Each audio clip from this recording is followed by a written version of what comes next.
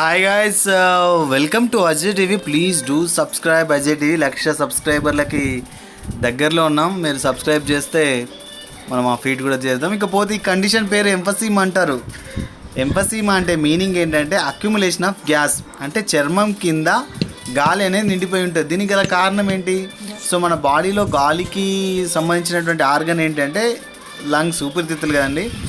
ఊపిరితిత్తులకు ఏదైనా ఇన్ఫెక్షన్ వచ్చినప్పుడు, ఊపిరితిత్తులు రప్చర్ అయినప్పుడు కానీ, లేదంటే సివియర్ నిమోనియా ఇలాంటి కండిషన్లో కొన్నిసార్లు ఏమవుతుందంటే డిస్ట్రిబ్యూట్ చేసిన సమయంలో కూడా దాని మధ్య ఉన్నటువంటి పొర అనేది రప్చర్ అయిపోయి ఇట్లా బాడీ మొత్తం గాలితో నిండిపోతుంది. దీన్ని ఎంఫసీమా అంటారు.